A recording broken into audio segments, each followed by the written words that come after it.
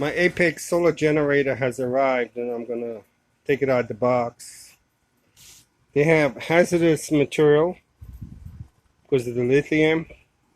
You could ship it by an airplane, but only on cargo air freight. And since it's lithium, it is possible that you would have combustion to it. And one of the rules is that you really don't store it above 140 degrees. And this is how Energy Apex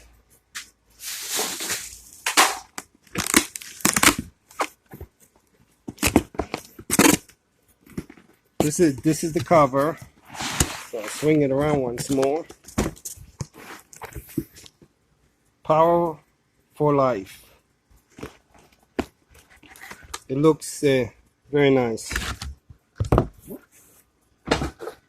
And in it is a quick start, and it gives you some of the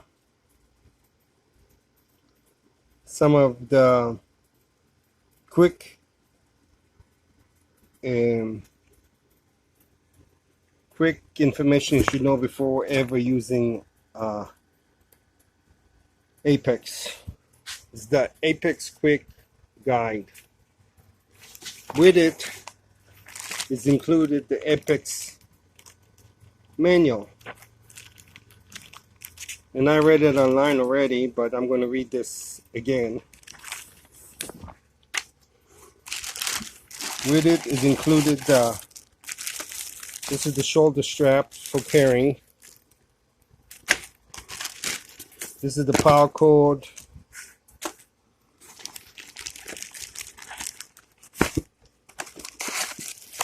And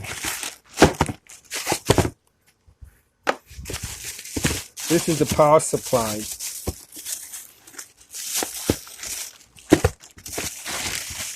And the power supply has a small connector on it. And the main solar power comes from a larger connector. And one of the things with any solar generator, but it applies for the Kodiak and applies for the Apex, is that you could only connect the Apex to one power source at a time. So if you're plugging it to AC, disconnect the solar. And if you have it connected to the AC and you're going to put in the solar, disconnect the AC.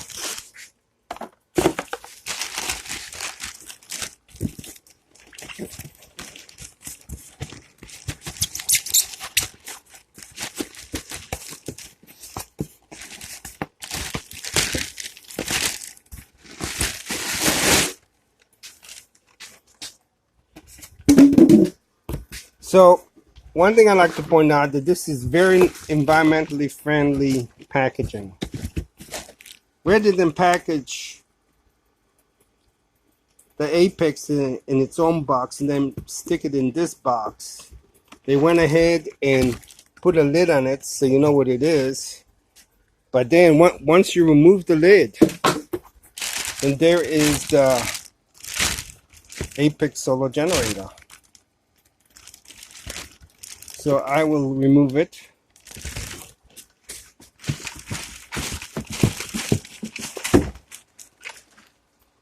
Rely on Mr. Gravity.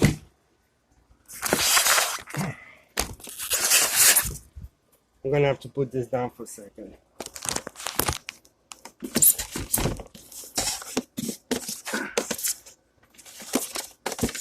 I'm pulling the styrofoam off it. That's the styrofoam, but the Apex, share your storing using Power for Life. And I guess that's the back of it. And this is the front of it. It's the Energy Apex. With a little very nice graphics on it. Kind of looks to me like you charge it up and use it. You charge it up and use it. You charge it up and use it. You charge it up and use it. That's the way it looks to me.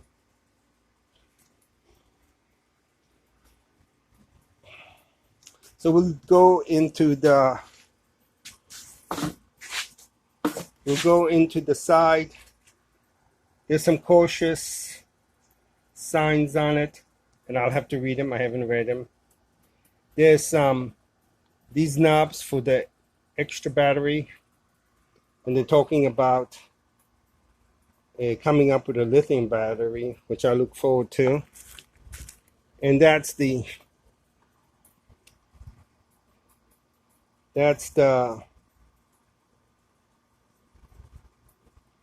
AC plug, and that will be the solar plug. And I do have one, so I put it in my second video on this. So the Apex, unlike the Kodiak, comes with, this is the DC side, and when it's off, it's off. And you power it, and it comes up. It doesn't fire up the inverter. It says 19% of the battery is full. The battery is at 10.57 volts, and we're using 7 watts of energy. And this is the different USB connectors. There's the standard one. There's the little one. And DC, and this is for the special lights. And I'm going to turn it off, put it on. And now it's an AC, and the battery is saying 18% of battery left. It's discharging, DIS discharging. Has an arrow, I don't know yet, but the arrow is, I would say the arrow is for power going out. It's saying the inverter is using 14 watts and the voltage is 10.47. And that would mean that these AC, 6 AC, are active and you could use it. And this is for RV plug, which I've never used, and God willing, I never will use, because I love my van. And I'd get rid of my van if I'm too old to use it, and then I get an RV. But as long as as long as I'm healthy, I hope to use my van. So I'll turn it off. And these are little circuit breakers. So DC2, DC1, and I don't know the difference between the DCs and an AC circuit breaker. So if the, oh, I know what it is.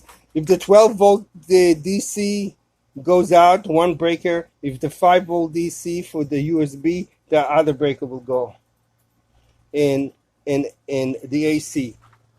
Now, this is on the Apex. On the Kodiak, I never had any trouble with having to reset the device. I did abuse it hard, and I did have to reset it with the button on the Kodiak, but that's the only time I ever had to kind of reset the machine. And so I am going to finish this, and I'm going to take it and connect it to my van, and I'm going to charge up the battery.